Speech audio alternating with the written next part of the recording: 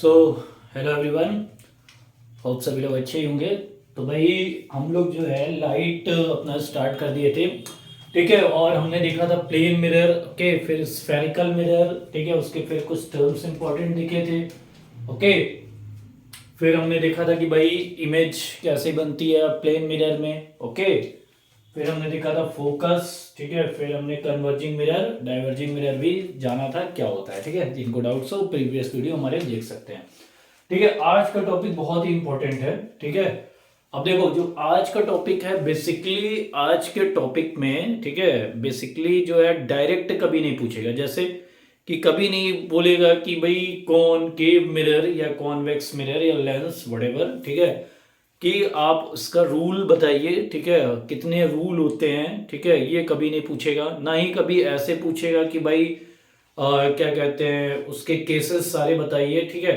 तो आप पूछेगा कैसे, ठीक है, आप पूछेगा कैसे भाई, ये पूछेगा, ठीक है, क्वेश्चन के थ्रू, ठीक है। क्वेश्चन के थ्रू का मतलब क्या हो गया, न्यूमेरिकल्स दिए रहेंगे, ठीक है। और उस न्यूमेरिकल्स के बेसिस पे, ठीक है, आपको बोल देगा भाई, मान लीजिए उसमें पूछ देगा ऑब्जेक्ट डिस्टेंस, और फिर ये बोल देगा कि भाई इसको जो है आप इसका रे डायग्राम भी बनाइए या फिर इसको डायग्राम के थ्रू भी जस्टिफाई करिए, ठीक है। तब भाई आएगा क्वेश्चन वैसे ही। तो भाई ये जानना क्यों जरूरी है हम लोग के लिए, तो भाई ये जानना इसलिए जरूरी है क्योंकि इसके बिना, ठीक है, आप वो क्वेश्चन नहीं कर पाएंगे। तो आपको रूल और केसेस, ठीक है, जानना जरूरी है, ठीक है ना। तो अब हम चलते हैं भाई, कितने केस हैं, ठीक है। तो भाई कुल मिला जुला के 4 केसेस हैं, ठीक है, आपके इसमें, ठीक।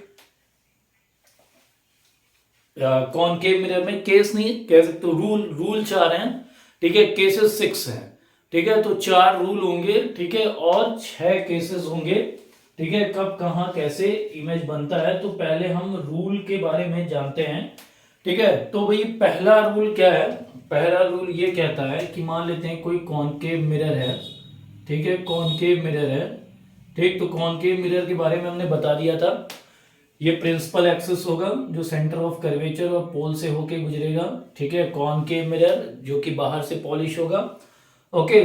तो भाई अगर कोई light ray parallel to the principal axis आती है, तो प्रिंसिपल एक्सिस के अगर पैरेलल कोई भी लाइट आती है, ठीक है, तो भाई वो कहां से होकर गुजरेगी, वो गुजरेगी भाई आपकी फोकस से होके, ठीक है। तो भाई वो फोकस, अच्छा, रे डायग्राम में एरो का बनाना बहुत इंपॉर्टेंट है, ठीक है। एरो अगर आप नहीं बना रहे हैं, ठीक है, तो फिर वो रे डायग्राम गलत हो जाएगा। रे का मतलब ही है कि बिना एरो के जो है रे कंप्लीट नहीं होती है, ओके। तो भाई यही है, ओके। तो हम जो है आगे की ओर बढ़ते हैं, ठीक है। अच्छा, ये जो रे डायग्राम है, ठीक, ये क्या कह रहा है भाई, parallel to the principal axis अगर लाइट रे जाती है, ठीक है, ये रूल नंबर 1 है, तो वो कहां से होके गुजरेगी, फोकस से। अब दूसरा क्वेश्चन ये आता है कि भाई क्या यहां लॉ ऑफ रिफ्लेक्शन फॉलो हो रहा है, क्या यहां लॉ ऑफ रिफ्लेक्शन फॉलो हो रहा है। तो भाई मैंने बताया था कि हाँ बिल्कुल, जहां भी रिफ्लेक्शन होगा वहां लॉ ऑफ रिफ्लेक्शन फॉलो होगा। तो अगर यहाँ पे नॉर्मल हम बनाते हैं तो ये सेंटर ऑफ कर्वेचर से कुछ ऐसे होके गुजरेगा, और यहाँ से एंगल आई और यहाँ से एंगल आर इक्वल होगा। तो मैं हर बार नहीं बनाऊंगा, लेकिन आपको ये दिमाग में रखना है, ठीक है, कि बिना इसके जो है आपका नहीं होगा, ठीक है ना। तो यानी कि लॉ ऑफ रिफ्लेक्शन यहाँ फॉलो होता है, ठीक है। अब बात आती है कि भाई रूल नंबर 2, ठीक है। तो रूल नंबर 2 ये कहता है, रूल नंबर 2 ये कहता है कि अगर लाइट रे, ठीक है, मान लेते कॉनकेव मिरर है, ठीक है, पोल है, ठीक। तो अगर लाइट रे सेंटर ऑफ कर्वेचर से होके जाती है, ठीक है, सेंटर ऑफ कर्वेचर से होके जाती है,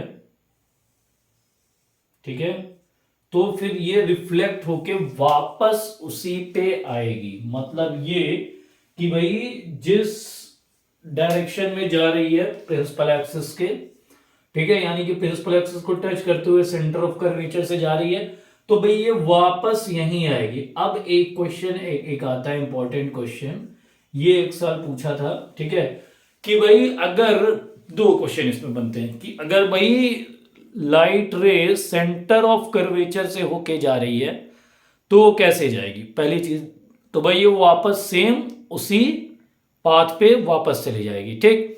दूसरी चीज इसमें ये आता है कि क्या यहाँ लॉ ऑफ रिफ्लेक्शन फॉलो होगा, तो यहाँ पे आंसर होगा यस, कि भाई लॉ ऑफ रिफ्लेक्शन 100% फॉलो होगा, ठीक है। क्यों, क्योंकि यहाँ रिफ्लेक्शन हो रहा है, ठीक है। तो अगर भाई रिफ्लेक्शन हो रहा है, ओके, तो लॉ ऑफ रिफ्लेक्शन 100% फॉलो होगा, ठीक है ना।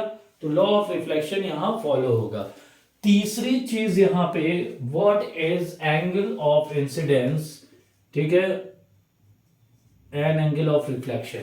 तो भाई इसका आंसर बहुतों ने गलत लिख दिया था, इसमें ये लिखा गया था कि angle i is equal to angle r, तो एक नंबर का था तो आधा नंबर। बेसिकली अगर पूछ रहा है what is the angle I incident angle, तो वो वैल्यू पूछ रहा है, ठीक है ना। वैल्यू का मतलब कि क्या है भाई, वो 30 डिग्री 40 डिग्री 50 डिग्री 90 डिग्री, ठीक है, 0 डिग्री, तो ये पूछ रहा है। तो भाई यहाँ पे अगर हम नॉर्मल बनाएंगे तो ये नॉर्मल इसी पे होके जाएगा ठीक है। तो यानी कि यहाँ angle i is equal to angle r and that is equal to 0 degree. तो ये याद रखना भाई कि जब सेंटर ऑफ कर्वेचर से होके लाइन जाता है, ठीक है, तो भाई एंगल होता है क्या भाई 0 डिग्री का, ठीक है ना। क्लियर हो गया यहां तक। उसके बाद जो है थर्ड रूल आता है हमारा, थर्ड रूल, ठीक है, थर्ड रूल आता है हमारा।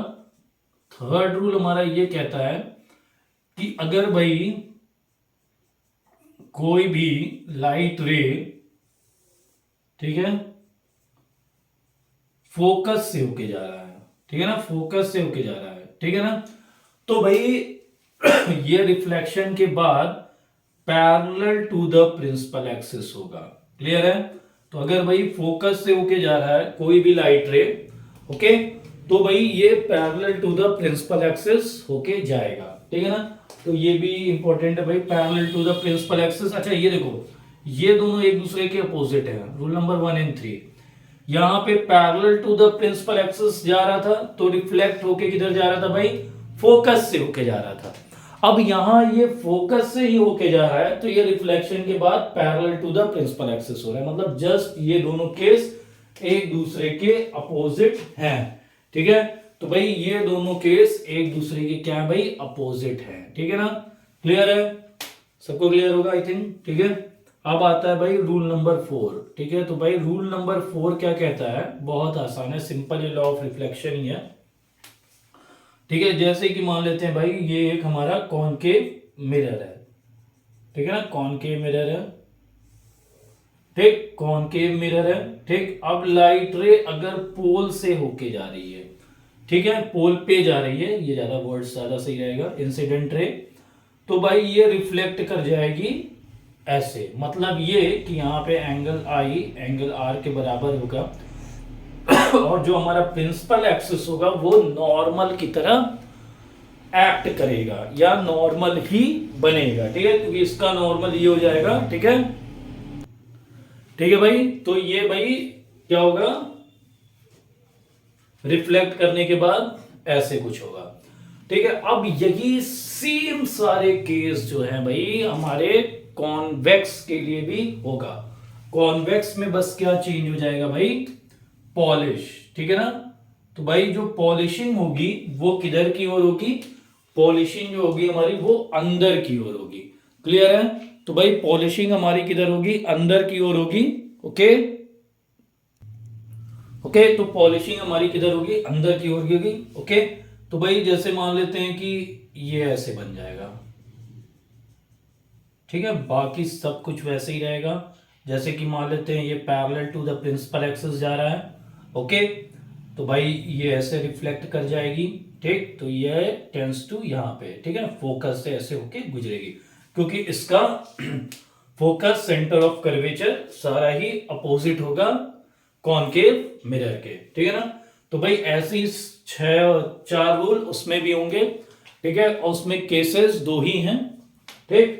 तो हम लोग अपने नेक्स्ट वीडियो में केसेस के बारे में पढ़ेंगे, कि तो भाई ये रूल समझ में आया, ठीक। ये कॉनकेव मिरर के लिए था, ठीक है, कॉन्वेक्स के लिए भी ऐसे ही होगा, बस क्या चेंज हो जाएगा, पॉलिश सरफेस।